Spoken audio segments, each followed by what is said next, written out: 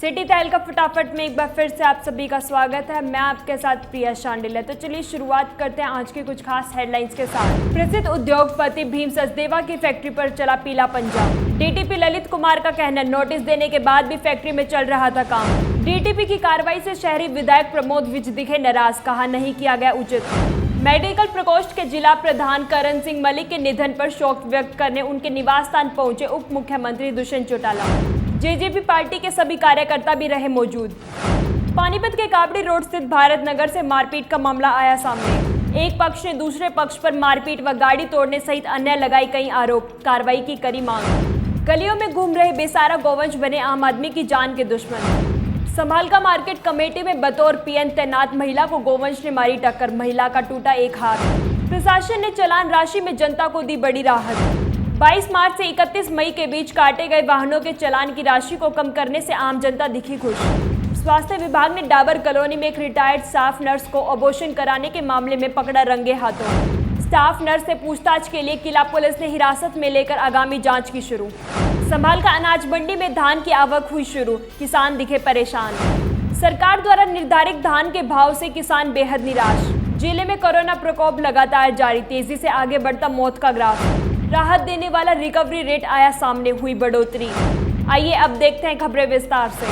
आज जो आंदोलन देश के अंदर चल रहा है और उसमें हमारे बहुत से राजनेता तो चुप बैठे हैं, लेकिन कई नेता जो है उनकी ज़मीर जाग गई है। कल पूरे हरियाणा में जाम था और कई जगह से खबरें आई हैं कि कई एमएलए जेजेपी के दूसरे हमारे बीच में आए हैं और उन्होंने आके समर्थन किया है।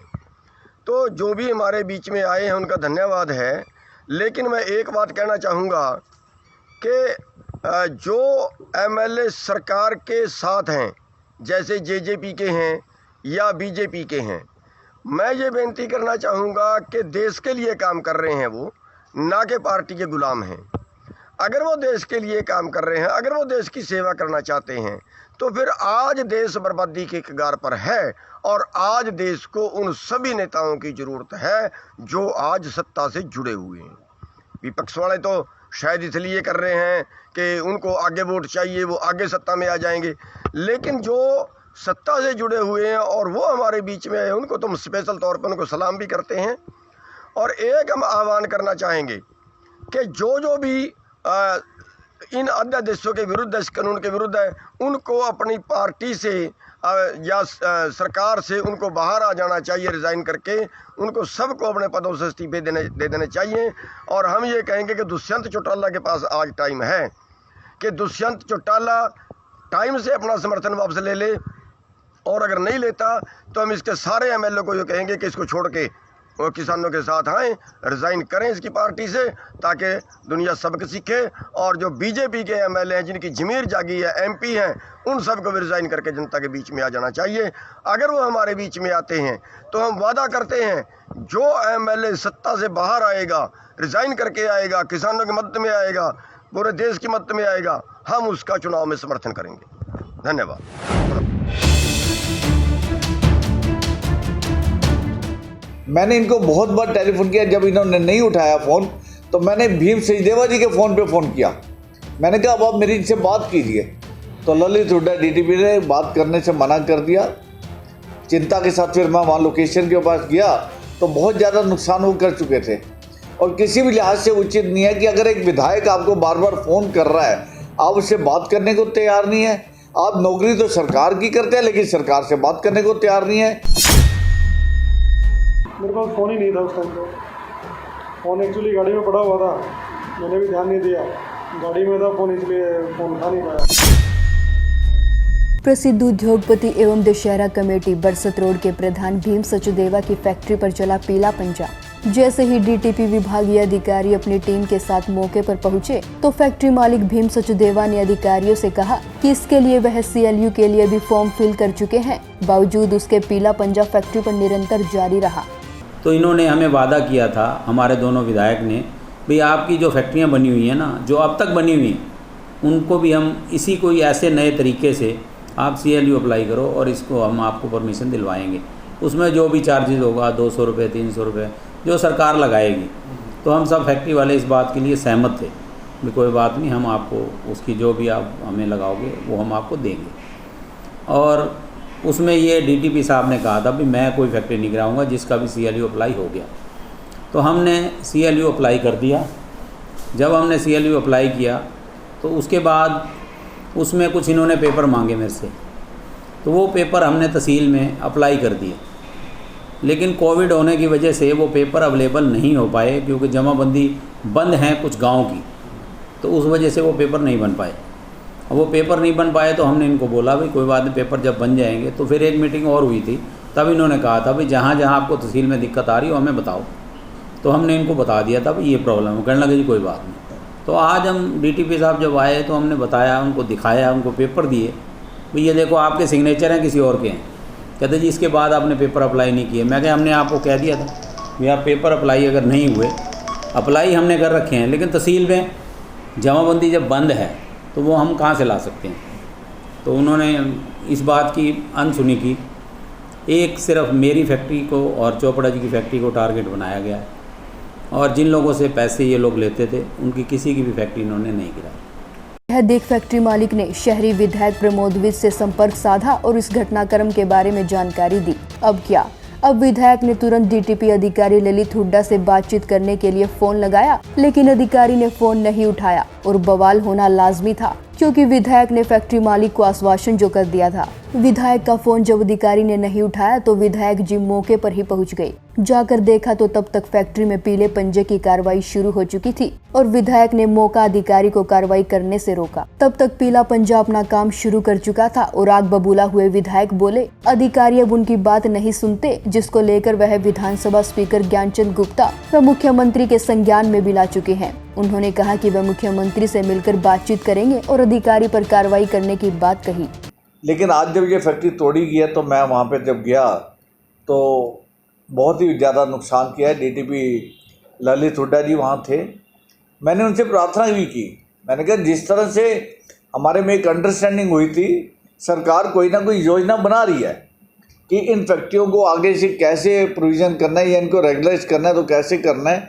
और उसमें एक समाधान ये भी माननीय मुख्यमंत्री ने दिया था कि सभी लोग अपना CLU अप्लाई करें जो फैक्ट्रियाँ बनी पड़ी हैं। तो भीम सचदेवा जी ने अपनी फैक्ट्री का CLU भी अप्लाई कर दिया, समय रहते कर दिया। उसमें सिर्फ जमाबंदी की कमी थी और जमाबंदी उनको कोविड के दौरान तहसील से मिल नहीं पा रही, इसलिए वो जमा नहीं करवा पाए। उन्होंने उनको कहा भी DTP ललित हुड्डा को कि आप मत तोड़िए, मैंने इसकी CLU भी अप्लाई की हुई है, जैसा निर्देश आया था माननीय मुख्यमंत्री जी का, लेकिन उन्होंने एक नहीं सुनी।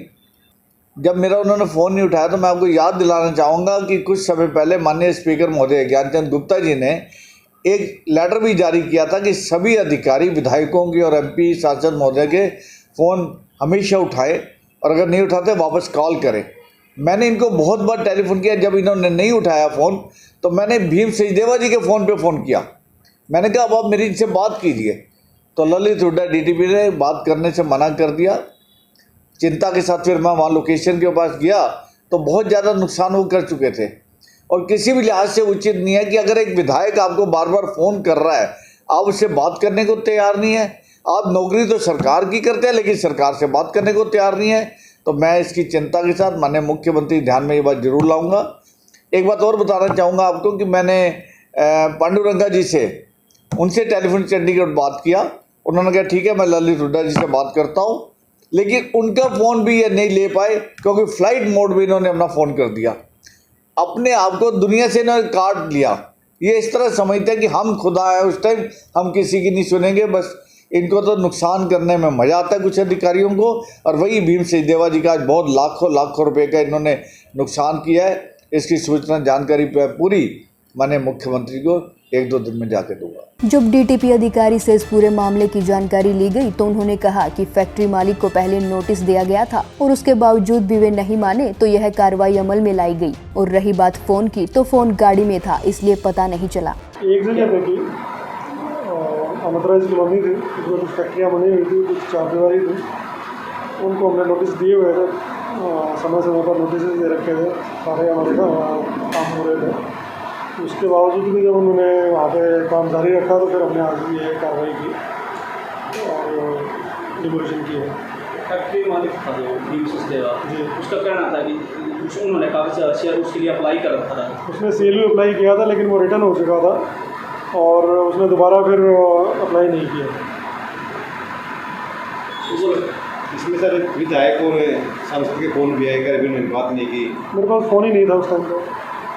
फ़ोन एक्चुअली गाड़ी में पड़ा हुआ था, मैंने भी ध्यान नहीं दिया, गाड़ी में था फ़ोन, इसलिए फ़ोन उठा नहीं पाया, तो इसलिए फ़ोन नहीं उठा पाया। ये जो कार्रवाई की गई सर ठीक है? हाँ बिल्कुल लीगल है, बिल्कुल जायज़ कार्रवाई है, कोई इसमें कोई गलत वो नहीं किया गया। उनका कहना है कि सर कोई नोटिस नहीं दिया गया, बिना नोटिस बिल्कुल नोटिस दिए हुए हैं, सारी कार्रवाई पूरी है। हम लीगल काम करते हैं, बिना उसके तो जब किसी की फैक्ट्री तोड़ रहे हैं या किसी का घर तोड़ रहे हैं बिना कागजी कार्रवाई के हमारे लिए पॉसिबल नहीं कि हम जाके वहाँ पे कुछ भी कार्रवाई कर लें। किसी का नुकसान हो रहा है तो हम ये तो इंश्योर करेंगे कि पहले हमने सारी कार्रवाई कर रखी हो, बिना कार्रवाई के जाके किसी का तोड़ के और हम वो अपने सिर पर नहीं ले सकते। तो हमारे कागज़ सारे पूरे हैं, हमने पूरी कार्रवाई की हुई थी, सारे नोटिस दे रखे थे, उसके बाद ही कार्रवाई हुई। अब सवाल यह है कि अधिकारी क्या अपने आप वहां कार्रवाई करने के लिए पहुंचे थे या फिर उन्हें उच्च अधिकारियों का आदेश था, और आदेश था तो उसमें अधिकारियों की कहाँ गलती है। प्रशासन कार्रवाई कर रहा है और नेता राजनीति। अब एक दूसरे की नाराजगी क्या गुल खिलाएगी, क्योंकि यह तो पानीपत में हो ही रहा है। भ्रष्टाचार रुक नहीं रहा और कार्रवाई पर सिफारिश जारी है, तो अपना पानीपत कैसे सुधरेगा। ब्यूरो रिपोर्ट, सिटी तहलका। कोरोना महामारी का प्रकोप तेजी से लोगों को चपेट में लेता जा रहा है, लेकिन महामारी है कि रुकने का नाम नहीं ले रही और लगातार पानीपत जिले में कोरोना रोगियों की संख्या और मौत का आंकड़ा तेजी से आगे बढ़ रहा है। बीते दिन एक साथ फिर 2 महिलाओं समेत 3 लोगों ने कोरोना से जान गंवाई। मॉडल टाउन की 53 वर्षीय और तहसील कैंप की 56 वर्षीय महिला की कोरोना प्रभाव से मौत हो गई, तो वही वीवर्स कॉलोनी के 59 वर्षीय पुरुष ने भी कोरोना से जंग हारी। जिले में अब तक कुल 79 लोग कोरोना से जिंदगी हार चुके हैं, तो वही एक साथ फिर 87 नए संक्रमित मामले सामने आए हैं। अनलॉक होने के बाद सबसे अधिक केस और मौतें हुई हैं। इस महीने जहां कोरोना का कहर जारी है, वही रिकवरी रेट राहत देने वाला है। जिले में रिकवरी दर बढ़कर 76.93% हो गया है और अभी 1248 लोगों का इलाज चल रहा है। लेकिन आमजन अब कहीं न कहीं कोरोना को हल्के में लेने लगे हैं। यही कारण है कि कोरोना मरीजों की संख्या का ग्राफ रफ्तार पकड़ रहा है और इसी तरह से आए दिन कोई न कोई कोरोना प्रभाव से जान भी गंवा रहा है। इसलिए लोगों को लगातार सावधानियां बरतने की आवश्यकता है। ब्यूरो रिपोर्ट, सिटी तहलका। सख्त कानूनों के बावजूद भी प्रदेश भर से लगातार अवैध रूप से गर्भपात करने के मामले सामने आते रहते हैं। ताज़ा मामला पानीपत की डाबर कॉलोनी से सामने आया है, जहां एक रिटायर्ड नर्स को घर में ही गर्भपात करते हुए स्वास्थ्य विभाग की टीम ने रेड के दौरान रंगे हाथों गिरफ्तार करने में सफलता हासिल की है। स्वास्थ्य विभाग के डिप्टी सिविल सर्जन, जिनके नेतृत्व में इस टीम ने रेड की है, उन्होंने बताया कि लगातार सीएमओ को शिकायतें आ रही थी कि डाबर कॉलोनी में अवैध रूप से गर्भपात को अंजाम दिया जा रहा है, जिसके चलते सीएमओ के दिशा निर्देश में एक टीम तैयार की गई और एक डिकाई ऑपरेशन किया गया, जिसमें महिला को स्वास्थ्य विभाग की टीम द्वारा रंगे हाथों पकड़ गिरफ्तार किया गया है। डाबर कॉलोनी में आज हमने रेड करी है, जिसमें हमें ये इन्फॉर्मेशन थी सीएमओ साहब को, डीसी साहब को, कि एक लेडी जो है एमटीपी का काम करती है। उसी बेस पर हमारी टीम बनाएगी, जिसमें हम 6-7 सदस्य हैं और हमने इस पर डिकॉय ऑपरेशन किया। डिकॉय ऑपरेशन के दौरान हमने इसको रंगे हाथों पकड़ा है। तो ये महिला पहले से भी काम करती थी? पहले से भी करती होगी, तभी तो सीएमओ साहब के पास इन्फॉर्मेशन गई है। तो पूछताछ में पता चला कि ये क्या कोई पहले कहीं जॉब वगैरह करती थी? पहले कहीं स्टाफ नर्स का काम करती थी, काफ़ी टाइम पहले से वह रिटायर्ड होके अब ये घर में ये काम कर रही है। फिलहाल स्वास्थ्य विभाग की टीम ने आरोपी नर्स को पुलिस के हवाले कर दिया है, जहां पुलिस ने आरोपी नर्स को आगामी पूछताछ के लिए अपनी हिरासत में ले लिया है। आपको बता दें कि अवैध रूप से गर्भपात करने के मामले की यह कोई पहली वारदात नहीं है। इससे पहले भी गर्भपात करने के मामले लगातार सामने आते रहते हैं। अब देखना होगा कि स्वास्थ्य विभाग द्वारा आरोपी नर्स के खिलाफ क्या कार्रवाई अमल में लाई जाती है। ब्यूरो रिपोर्ट, सिटी तहलका।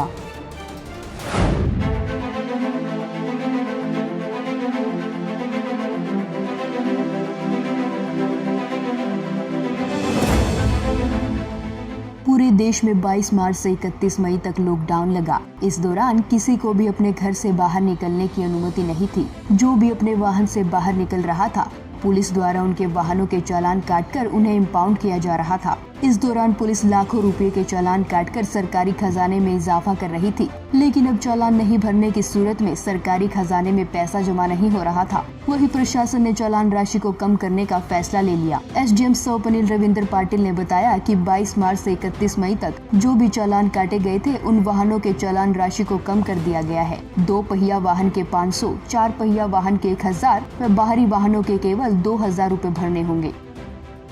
इसमें लॉकडाउन के दौरान जो 22 मार्च से लेकर 31 मई तक जो चालान हुए हैं उसमें इर्रिस्पेक्टिव ऑफ जितना भी चालान हो, 10,000 रुपया, 20,000 रुपया जो भी चालान हुए, तो सरकार ने उसमें राहत देके 2 व्हीलर्स के लिए 500 रुपया, 4 व्हीलर्स के लिए 1000 रुपीज, 1000 रुपया, और जो बड़े वाहन है उसके लिए 2000 रुपये राशि तय की गई है। तो जिनकी भी गाड़ियाँ खड़ी हुई है थाने में या कहीं भी, वो तुरंत अपना चालान कटवाइए और अपनी गाड़ियाँ वापस ले लें। कब तक चालान भर सकते हैं लोग? चालान ये अभी करवा ले, अपना जो भी है उसको जल्द से जल्द करवा ले, ताकि फिर आगामी आदेशों तक ना रुकना पड़े। वहीं आम जनता इस फैसले से खुश नजर आ रही है। उनका कहना है कि पिछले 2 महीने से बाइक थाने में खड़ी है, राशि अधिक होने के चलते चालान राशि भरने में समस्या आ रही थी, लेकिन अब प्रशासन ने राशि को कम कर दिया है तो चालान जल्दी भर बाइक छुड़वा लेंगे। लॉकडाउन में जितनी भी गाड़ियों के चालान कटे हैं तो अभी जो सरकार के नए दिशा निर्देश आए हैं उसके अनुसार क्या है कि जो 2 व्हीलर वाहन है उसमें 500 रुपये, और जो 4 व्हीलर वाहन है उसके लिए 2000 रुपये, और जो हैवी वाहन है, हैवी व्हीकल है, उसके लिए आप 2000 रुपये दे के अपनी गाड़ी को ला सकते हैं। जो ये नए निर्देश आए हैं सरकार के प्रशासन के, इससे हम बहुत खुश हैं, क्योंकि लॉकडाउन में क्या था कि सब काम धंधे बंद हो चुके थे, किसी के पास पैसा नहीं था अपनी गाड़ियों को लाने का। और अभी क्या है कि इस प्रशासन ने जो फाइन है वो भी कम कर दिए हैं, और हम इस जो निर्देश आए हैं इससे हम बहुत खुश हैं, और हम इससे मतलब सराहना करते हैं सरकार की और प्रशासन की। ट्रैफिक एसएचओ विकास ने बताया कि लॉकडाउन के दौरान जिन वाहनों के चालान काटे गए थे उनकी चालान राशि पर आरटीओ व जिला प्रशासन ने राहत दी है। उन्होंने कहा कि यह चालान राशि आरटीओ कार्यालय में भर सकते हैं। हमारे यहाँ पर ये वाहन जो लॉकडाउन के दौरान जो चेकिंग चल रही थी उस दौरान ये इम्पाउंड किए गए थे। अब हरियाणा सरकार की तरफ से जो आदेश जारी हुए, आदेश के अनुसार 22 मार्च से लेकर 31 मई के दौरान जो भी व्हीकल इम्पाउंड है उसका पानीपत ज़िले की आरटीओ ब्रांच में जाके वो व्यक्ति अपना चालान भुगत सकता है। इसमें हमारे जो फ़ाइन है वो 2 व्हीलर का 500 रुपये होगा मैक्सिमम, और अपना कार वगैरह 4 व्हीलर है उसका 1000 रुपये, और हैवी व्हीकल है उसका 2000 रुपये फ़ाइन होगा। पूरे ज़िले में अगर किसी का भी लॉकडाउन के दौरान व्हीकल इम्पाउंड है कहीं भी किसी भी थाने में, चाहे ट्रैफिक हो या जिले के किसी भी थाने में किसी प्रकार का व्हीकल इम्पाउंड, तो वो आरटीओ ऑफिस में जाके अपना जुर्माना भुगत सकता है। ब्यूरो रिपोर्ट, सिटी तहलका। हरियाणा यूथ कांग्रेस की ट्रैक्टर रैली को दिल्ली की तरफ कूच करने के ऐलान को देखते हुए पानीपत एसपी मनीषा चौधरी ने हल्दाना बॉर्डर तक जाकर जीटी रोड का मुआयना किया। वहीं पानीपत एसपी मनीषा चौधरी ने जानकारी देते हुए बताया कि यूथ कांग्रेस की ट्रैक्टर रैली को देखते हुए जीटी रोड पर वाहन चालकों को किसी तरह की परेशानी या जाम का सामना न करना पड़े, उसी के तहत उन्होंने हल्दाना बॉर्डर तक जीटी रोड का जायजा लिया और पुलिस कर्मियों की ड्यूटियां भी लगाई गई। सुनिए क्या कहा पानीपत एसपी मनीषा चौधरी ने। कल यहाँ पे एक ट्रैक्टर रैली का आयोजन किया जा रहा है, तो उसी के संबंध में जो ट्रैफिक व्यवस्था और बाकी सारे कानून व्यवस्था के इंतजाम के लिए हम सारा जो है आज स्पॉट विजिट करने आए थे। उस हिसाब से कहाँ किस स्थान पे अधिकारियों की क्या ड्यूटी रहेगी, क्या कार्य रहेगा उनका, और कैसे कानून व्यवस्था को बनाए रखें, तो उसका निरीक्षण करने के लिए आज हम सकते हैं। अच्छा, तो आपने देखा सब कुछ अनुकूल है? देखिए, अभी तो हमें जो प्रोग्राम मिला है उस हिसाब से हम अपना फोर्स की डिप्लॉयमेंट कर रहे हैं, और ये उम्मीद करते हैं कि प्रोग्राम जो भी उनका कॉल उन्होंने दे रखी है रैली के लिए, वो जो है अपना शांतिपूर्वक बीते और किसी प्रकार का कानून व्यवस्था में व्यवधान ना पड़े, इसी को मद्देनजर रखते हुए हम अपनी डिप्लॉयमेंट करें। यूथ कांग्रेस की ट्रैक्टर रैली सफल हो या ना हो, पर पुलिस ने वाहन चालकों को जीटी रोड पर कोई समस्या न आए इसके लिए कमर कस ली है। संभाल का सिटी तहलका के लिए रतनलाल की रिपोर्ट। मंगलवार को हलवाई हट्टा बाजार एसोसिएशन द्वारा हट्टा बाजार की सड़कें न बनने, स्ट्रीट लाइट न लगने, नालियां ओवरफ्लो होने व सफाई व्यवस्था न होने के कारण शहरी विधायक प्रमोद विज, मेयर अवनीत कौर व निगम वार्ड 9 की पार्षद के खिलाफ सुबह 10 बजे से 1 बजे तक सांकेतिक हड़ताल की गई। हट्टा बाजार एसोसिएशन के सदस्यों का कहना है कि वार्ड पार्षद द्वारा बार बार केवल आश्वासन दिया जाता है, लेकिन कोई विकास कार्य नहीं होता। उनके आश्वासन से परेशान होकर आज उन्होंने सांकेतिक धरना दिया। एसोसिएशन के सदस्यों द्वारा मेयर व शहरी विधायक को भी आड़े हाथों लिया गया। हमने कल सांकेतिक हड़ताल के लिए प्रशासन को और निगम पार्षद को बता दिया गया था कि हम कल सांकेतिक हड़ताल करेंगे 10 से 1 बजे तक का। जब पार्षद महोदय का मेरे पे कल फ़ोन आ गया था कि कल बाज़ार में मैं अपने काम शुरू करा दूंगा, लेकिन हमारे बाज़ार वाले इस बात से ऊब गए थे कि प्रधान जी बार बार आश्वासन देते हैं लेकिन काम नहीं होता। तो इसीलिए हमने सांकेतिक हड़ताल रखी थी कि 3 घंटे के अंदर अंदर सरकार को पता लगना चाहिए कि पानीपत में कोई हलवाई अड्डा भी है, वो शहर की विधायक के अंदर ही आता है, जो कि प्रमोद द्विवेदी को पता होना चाहिए कि पानीपत हलवाई अड्डा जो है वो उन्हीं के कॉन्स्टिट्यूंसी में आता है। अपने मेयर साहब को पता लगना चाहिए कि उनकी कॉन्स्टिट्यूंसी में आता है। इसीलिए हमने ये धरना प्रदर्शन करा था, जो कि हमारा मुद्दा है सड़क का और ओवरफ्लो नालियों का और स्ट्रीट लाइटों का, और कोई भी सफाई कर्मचारी यहाँ पर नहीं है। उनका कहना है कि उनके द्वारा भी यहाँ के विकास कार्यों पर कोई गौर नहीं किया जाता। उन्होंने बताया कि हट्टा बाजार की सड़कों का हाल बदहाल है, अभी तक स्ट्रीट लाइटें नहीं लगवाई गई, नालियाँ ओवरफ्लो हो जाती हैं जिससे नालियों का गंदा पानी सड़कों पर आ जाता है। सफाई व्यवस्था पर कोई ध्यान नहीं दिया जा रहा, जिससे उन्हें काफ़ी परेशानियों का सामना करना पड़ रहा है। उनका क्या कुछ कहना था वह भी ज़रा आप सुनिए। वही जब इस बारे में वार्ड 9 के पार्षद पति अशोक नारंग से बातचीत की गई तो उन्होंने क्या कुछ कहा वह भी आप सुनिए।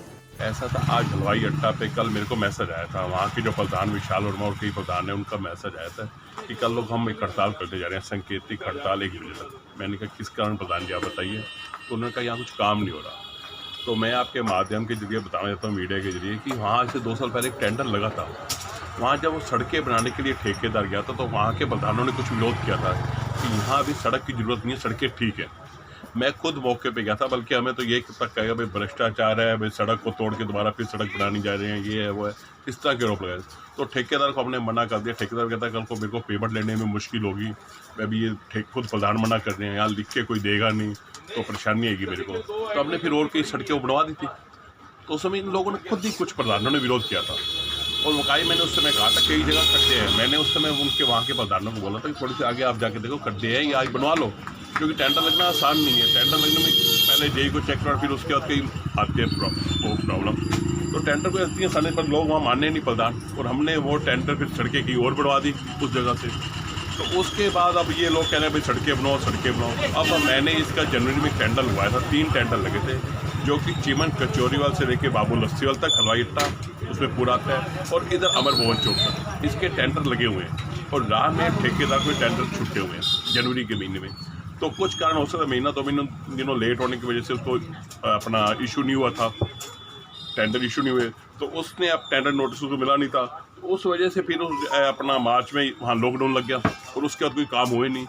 फिर अब लोग जो कई लोग भी वैसे समस्या वहाँ की ठीक है कि वहाँ कई जगह खड्डे हैं, लोगों का आना जाना, क्योंकि ऊपर किला पार्क बना है, बच्चे भी आते हैं, बुजुर्ग भी आते हैं, कई जगह आना जाना चलता बाजार है, वहाँ सड़क की ज़रूरत है। बिल्कुल मैं वकाई मानता हूँ इस बात को। और मैंने इस बारे में 1.5 महीना पहले एक कमिश्नर साहब से मिला था, उनकी बाकायदा मैं डायरी में लिखवा कर आया था कि आप इस सड़क को तुरंत बनवाएं, और उन्होंने मेरे को प्रॉमिस किया कि कुछ दिनों में हम इसको शुरू कर देंगे। फिर इधर कोरोना माह काल चल रहा है, कुछ महीना मैं अंदर रहा, आउटलेट 2 बार मैं पॉजिटिव आया। उसके बाद अब कल्याण जी एक्शन कोरोना पॉजिटिव हुए पड़े हैं, एससी साहब उनका परिवार कोरोना पॉजिटिव हुआ पड़ा है। तो कुछ कारण हो रहे हैं कि काम नहीं हो रहा, पर मैं धन्यवाद करता हूँ वहाँ के सभी प्रधानों का, जितने भी प्रधान वहाँ आए हुए थे सभी का तहे दिल से धन्यवाद करता हूँ कि मेरे जाते ही उन्होंने वो धरना समाप्त किया और अपनी दुकानें खोल ली। ब्यूरो रिपोर्ट, सिटी तहलका। औद्योगिक नगरी पानीपत पूरी तरह से आपराधिक नगरी में तब्दील होती नजर आ रही है। लगातार हत्या की वारदातों का सिलसिला जारी है। ताज़ा मामला पानीपत के वार्ड 19 की जगजीवन राम कॉलोनी से सामने आया है, जहां एक 19 वर्षीय युवक की चाकू से गोदकर हत्या कर दी गई, जिसका सीसीटीवी फुटेज भी सामने आया है, जिसमें साफ तौर पर आप देख सकते हैं कि किस तरह से वारदात को अंजाम दिया गया और आरोपी वारदात को अंजाम देकर मौके से फरार हो गए। पुलिस ने मौके पर पहुंचकर घटनास्थल का मुआयना किया और 6 आरोपियों के खिलाफ हत्या का मुकदमा दर्ज कर लिया गया। हत्या की वारदात से क्षेत्र में सनसनी फैल गई। मृतक के भाई ने जानकारी देते हुए बताया कि कूड़े करकट पर विवाद को लेकर उसके भाई का कुछ लोगों के साथ झगड़ा हो गया। पूरा मामला ये था, मेरा भाई 1 हफ्ते पहले गाड़ी इनके मोहल्ले में आना जाना करता था, तो ये कहते थे तो हमारे मोहल्ले में क्यों आता है गाड़ी लेके, तो यहाँ सबको परेशान करता है। उसने हमने उसका बंद करवा दिया जाना। उसके बाद कल संडे वाले दिन वो गली में चला गया उनके पास और वो आ रहा था तो कूड़े काड़े पे लात लग गई होगी। इन्होंने उसकी गाड़ी की चाबी निकाल ली, हाथापाई करने लगे। दारू भी रखी थी इन्होंने। उसके बाद वे कहने लगे ना भाई तने यहाँ ऐसे कूड़ा क्यों करा, ये है वो है। चाबी निकाल ली, उससे हाथापाई करने की कोशिश करी, वो फरार हो गया। कहने लगा ना मैं तो अकेला हूँ, तुम बहुत सारे हो, मैं जा रहा हूँ, ये है वो है, बातें हुई। उसके बाद वो आ गया। मैंने उसको कहा मगर लड़ाई झगड़ा नहीं करा करते और लड़ाई झगड़े में कुछ नहीं था, वो भेज दिया मैंने। उसके बाद वे 2 बंदे आए दारू पी के, लठ ले गए और तेज़धार हथियार ले गए। उसके बाद उन्होंने मारपीट शुरू करी। मेरा भाई आया संजू अंदर से बड़े वाला, फिर मेरी सिस्टर आई, मेरी सिस्टर को भी धक्का मुक्की करी। उसके बाद उसको नीचे गिर लिया। उसके बाद बंदे और आगे हथियार ले गए। उसके बाद फिर मारा पिट्टी हुई, वो नीचे गिर गया। नीचे गिरने के बाद उसके 2 जगह वार करे तेज़धार छुरी से और वार करने के बाद मौके पे फरार हो गए। फरार होने के बाद हम हैदराबादी में लाए, वहाँ एडमिट नहीं करा। सिविल में लाए, यहाँ एडमिट नहीं करा, MRI काट दी। फिर महाराजा अगर सैन में ले गए, फिर पार्क में ले गए, तो ये प्रेम में ला के उसको मृत्यु घोषित कर दिया। फिर सरकारी में दे दिया और उसके भाई पर तेजधार हथियारों से हमला कर दिया गया, जिसके बाद उसे शहर के निजी अस्पतालों में लेकर जाया गया, लेकिन डॉक्टरों ने उसे मृत घोषित कर दिया। इस मामले में जांच अधिकारी ने जानकारी देते हुए बताया कि आरोपियों के खिलाफ हत्या का मुकदमा दर्ज कर लिया गया है और मामले की गहनता से जांच की जा रही है। सूचना मिली थी भाई वहाँ किसी ने चप्पू मार दिया एक लड़के को। हम मौके पहुँचे, भाई ने कंप्लेंट दी है, FIR लॉन्च कर दी हमने, 25 चल रही है। 6 आदमियों के खिलाफ FIR लॉन्च की है। तो चाकू कहाँ कितने चाकू मारे गए हैं बताएं? 3 टोटे। तो मौके पे मौत हुई है? नहीं जी। तो कौन से एरिया का मामला सर ये? कितने आदमियों के खिलाफ और किस धारा के तहत मामला दर्ज है? 6 व्यक्तियों के खिलाफ मामला दर्ज किया। 302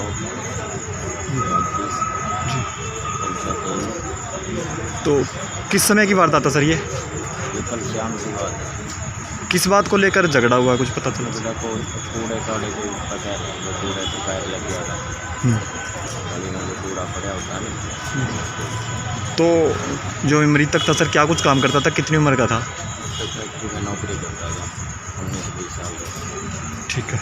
जल्द ही फरार आरोपियों को गिरफ्तार कर लिया जाएगा। वहीं परिजनों की मांग है कि आरोपियों को कड़ी से कड़ी सजा दी जाए।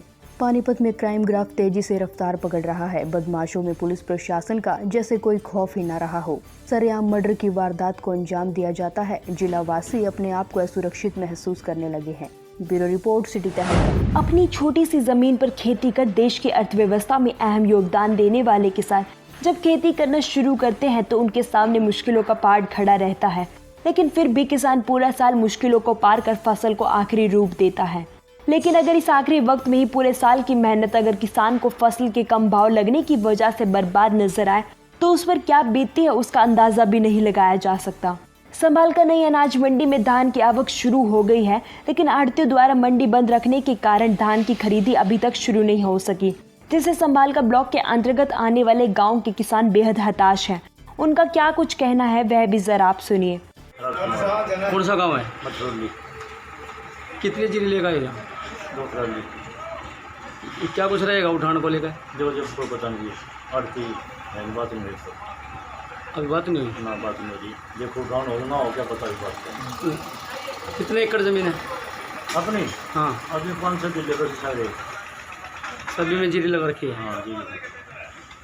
रोजाना करीब 150 क्विंटल धान की फसल मंडी में पहुंच रही है। धान पीआर व 1509 की खरीद को सरकार खरीदती है। इसमें पीआर का सरकारी रेट 1888 रुपए, जबकि 1509 धान का मोल 1868 निर्धारित किया गया है। संभालका से सिटी तहलका के लिए रतनलाल की रिपोर्ट। आज के बुलेटिन में बस इतना ही। अगले बुलेटिन में फिर मिलेंगे कुछ और नई खबरों के साथ। तब तक देखते रहिए सिटी तहलका, सच के साथ। नमस्कार।